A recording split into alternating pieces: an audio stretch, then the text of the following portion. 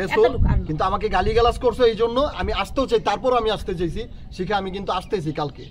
তুমি বলছো তুই আর আসবি না আমার বাড়িতে, তুই আসলে তোর খবর আছে তোর একদিন।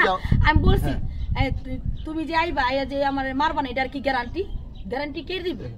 ওইখান থেকে কিন্তু আমাদের বিচ্ছেদটা, ওইটার নাম হচ্ছে আপনার জলসিঁড়ি বলে। ওই জলসিঁড়ির মধ্যে নিয়ে রাখে যারা পাগলামো করে জেলখানার মধ্যে।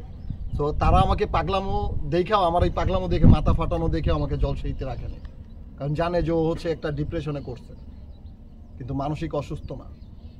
এই কারণে হচ্ছে আমাকে ওইখানে থেকে ছাড় দিছে, মেডিকেল নিয়ে ট্রিটমেন্ট করা, তারপর হচ্ছে আমাকে ওয়ার্ডে দিয়ে রাখছে।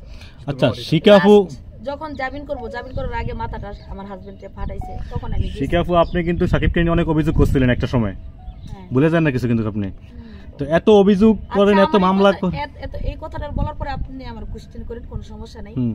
এই যে আমার হাজবেন্ড বলছে যে আমি মাথা ফাটাইছি, কপাল ফাটাইছি, এই জন্য আমি লাস্ট তারে 23 তারিখে জামিন করবো, তারে বলছি যে 25 তারিখে আমি তোমাকে জামিন করবো, মিথ্যা কথা বলছি, রবিবারে ডেট দিছি, এমনকি তোমার বৃহস্পতিবারে তারে জামিন করবো। তার আমি জিজ্ঞেস করছি এই লাস্ট বার তোমার আমি প্রশ্ন করতেছি, তুমি আমার সাথে সংসার, যতবারে গেছে ততবারে বুঝছি, ততবারে বলছে যে আমার সাথে সংসার করবো। আমার ভিতরে তো একটা ভয়, সে আমার বাচ্চা নষ্ট, সে আমাকে বিয়ে করছে, ধোকা দিছে, সে আবার তোমার সাথে ধোকাটা দিতে পারে। আমি বহুত আঘাত, আমি তোমাকে ধোকা দেই নাই, আমি অনেক আঘাত পাইছি ভাই। আমি বলি ও একটা কথা কিন্তু এড়াই গেছে, সেটা হচ্ছে কি আমি কিন্তু ও আমাকে হচ্ছে সংসার করতে বলছে, আমি সংসার করতেই যেহেতু হবে তাহলে সাথী মতো সংসার করি। আমি ওরে যখন টাকাটা বললো না যে টাকা দিয়ে গেছি আমি গ্রামে, এখন আমার মা বাবাকেও তো আমার দেখতে হবে না। আমি তখন গেছি, মা বাবা আমি বলছি যাবো, বলছে গেছি।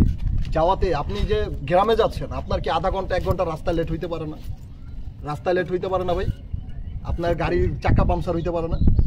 1 ঘন্টা কেন লেট হইলো এই জন্য আমাকে খানকির পোলা বইলা বকা দিচ্ছে আমাকে। আচ্ছা তুমি কসম এটা বলো তো, আমাকে বকা দাও। আমি কসম আমি বলছি তুই আর আমার বাসায় আসবি না, ঠিক আছে? তুই যদি আমি তোর এর আগেই বলতাম তুই আমার বাচ্চা নষ্ট করছস, ঠিক আছে? আমি যদি বলি কথা তুই আমার টিভি ভাঙা ফেলাস, ঘরে ফার্নিচার ভাঙা ফেলাস, সব ভাঙচুর করস, আমি তুই টাকার করে বলছি, আমি বকা দিন, আমি জানি তুই টাকার করে যদি বলি পূজার মিদে আমি তারে বের করে দিছি, সে পূজার পরের দিন পুলিশ দা বের করে দিছি, পূজার পরের দিন সকালে সে আবার আসতে পারে, আমি তারে ঘরে ঢুকাইছি। এখন যদি বলছি সে আবার যদি তার মারি না, যদি কোনো কথা বলি সে আমার মারে, অনেক মারে। এই জন্য আমি চিন্তা করছি তা আবার আমার শাশুড়ি নিয়ে কথা বলবো, আবার কি মাইর খাম, এই জন্য আমি তার আম্মুরে নিয়ে আমি কোনো কথা বলি। আমি বলছি তুই টাকার বলছি তুই আমার বাসায় আসবি না, ঠিক আছে? তুই খারাপ এইটা সেটা আমি মেয়ে নিয়ে আমি কথা বলছি, ঠিক আছে? বিভিন্ন ধরনের কথা বলছি, সে আসে না। আমি চিন্তা করছি ওইখানে আমার কি অন্যায়টা ছিল, আমি তো গ্রামে যাচ্ছি। আমি বলি সে সকালে গেছে, সারা রাত 2 বার হাঁসের মাংস করতে বলছে, 2 বার রান্না করছি, বলতেছে অনেক মজেছে।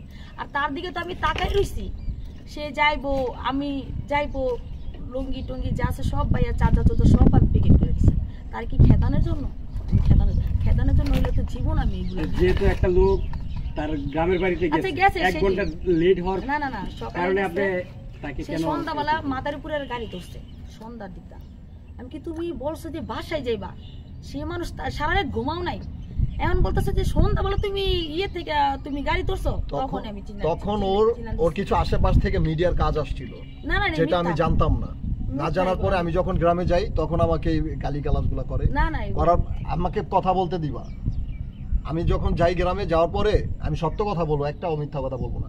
তারপর হচ্ছে ওর বিভিন্ন জায়গা থেকে কল আসে, তারপর ও আমাকে এই প্ল্যানিং, আমি তো অ্যাক্টর, আমি কাজ করছি অনেকগুলো নাটক, আমি বুঝি যে গল্পের মোড়টা কোন দিক করে। আমাকে গালিগালাজ করছে এই কারণে আমি যেন গ্রামে থাকি আর ও যেন ওই দিক দিয়ে 1 সপ্তাহ ঠিকসে ঘুরতে পারে, বিভিন্ন জায়গায় প্রোগ্রামে যেতে পারে, কাজ করতে পারে।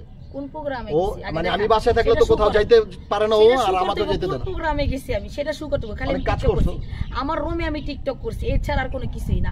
আর গেছি আপনার এই যে গেছি কি জানি জায়গাটা, ওই জায়গায় একটা পার্লারে আমি একটা শুটের জন্য, আচ্ছা যেখানেই যাও